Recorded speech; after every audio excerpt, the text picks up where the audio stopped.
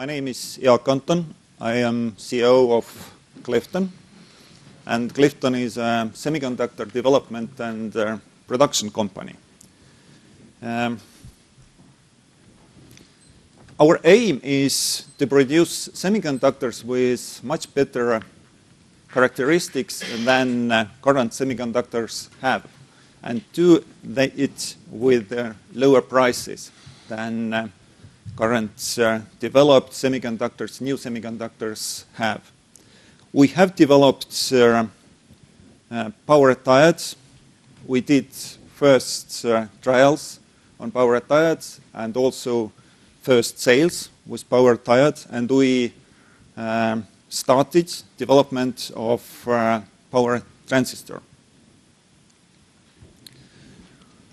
Electronics is, as you know, a huge industry, over $200 billion, and it's mainly covered by silicon. 99% it's silicon. I have to mention that silicon works very well in microelectronics, where we have to control and convert signals and data. But the emerging branch of electronics is power electronics, where we have to convert electricity and control electricity energy. And in that branch, silicon doesn't work well. It's big and it's rapidly growing market. Why silicon is not good in power electronics? Let's look at by an example, which is power diode. Power diode is the valve of electricity, electronics. And an ideal diode should have following characteristics. No resistance when it's forward biased, no leakage when it's reverse biased, and the transition should be very quick. And let's look now what happens when we use the silicon diode. An electric current passing through semiconductor crystal increases rapidly the temperature of the crystal. And unfortunately, electrical characteristics of silicon are very sensitive to temperature increase. You can see on the left graph the green curve, how much the resistance of diodes will increase with temperature, and you can see also at the right side that when the temperature increases, all those dynamic characteristics they go away, and our valve doesn't operate as quickly as it should in different applications. Right lower curve, it's about gallium arsenide power diode made by Clifton, and you can see that up to 300 centigrade, no difference. So it could be high amps through that crystal, but it works at room temperature.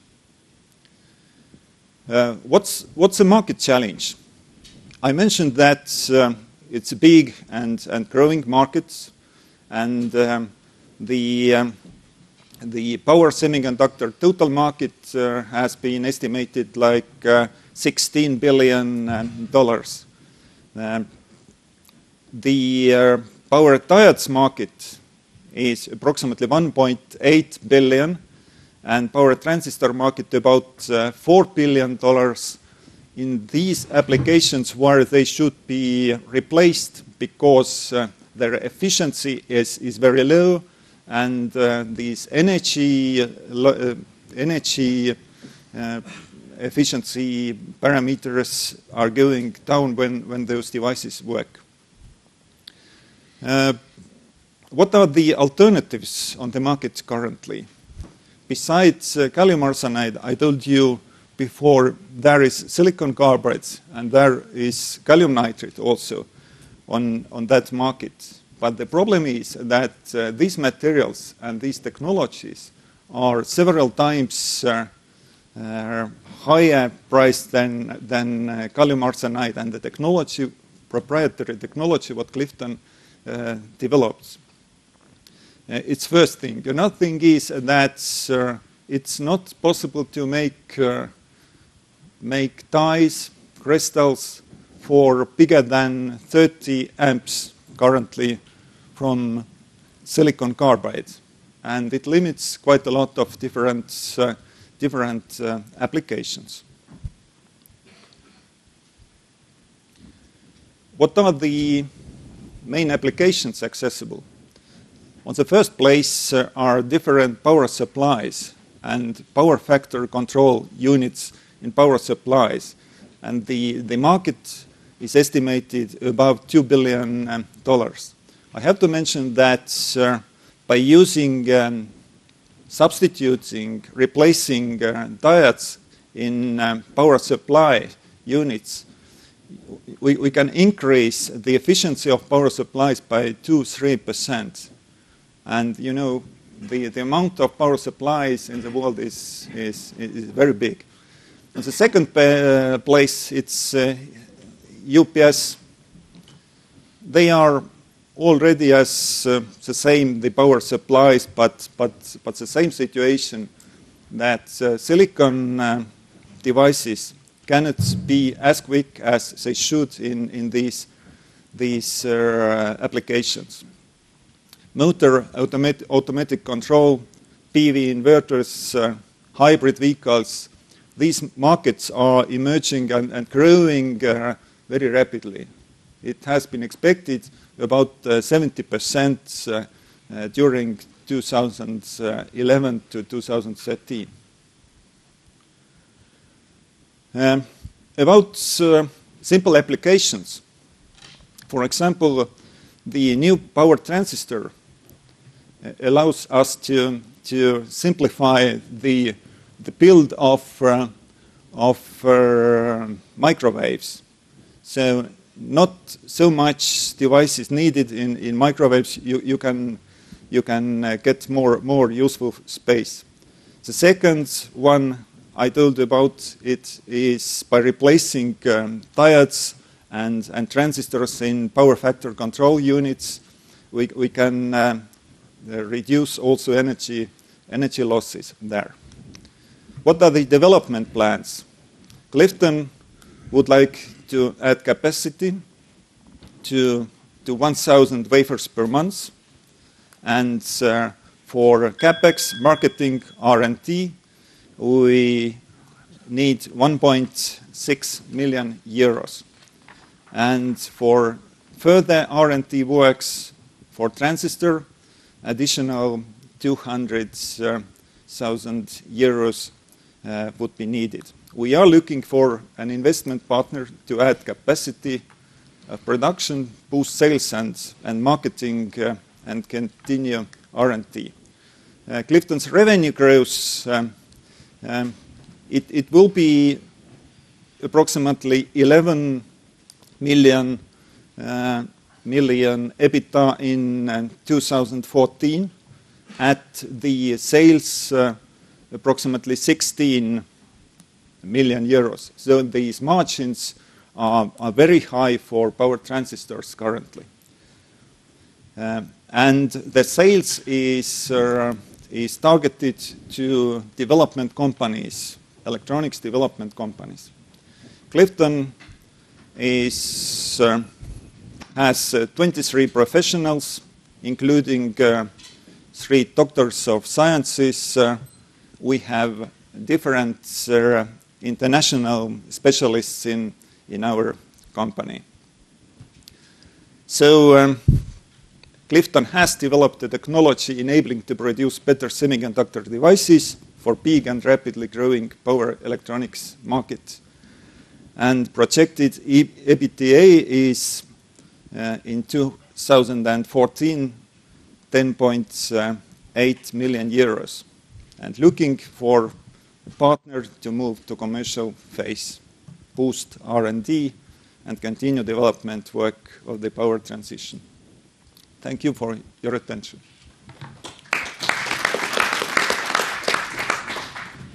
Thank you very much. You mentioned that the money you aim to collect now goes mainly into R&D. So does it mean you still have way to go till you have a system that is really operating and ready to the market? And if so, by when do you think you will have something that can be brought to the market? The current situation is that we have cooperation with two bigger development companies. They are mainly related to Russia and Ukraine, where we started our sales process, and currently moving to United States, having also two persons working for Clifton in United States and Asia. The process is very long to go to the market because you have to test, for example, one chip some 3 months or even for 6 months. Then the customer will tell you that, sorry, we would like to change something to please do that way and that way, and you do it, and then additional testing time is needed. So the current situation is that our sales this year will be approximately a bit less than 100,000 euros, but next year, we will be in break-even. Okay. I think for the sake of time, we have one more question. Okay, thank you for the excellent presentation. You did not bring up much of the process advantages, what I believe you have behind your sort of development. So, knowing also that you have a majority owner in your company at the moment, I actually would advise you to probably work closer with some of the industrial investors or VCs, because those guys might help you to leapfrog faster into the market. Yeah, thanks. That's true. We do it already. The problem is that if we do that with different bigger players, then all this IP you probably mentioned, we have also patents there.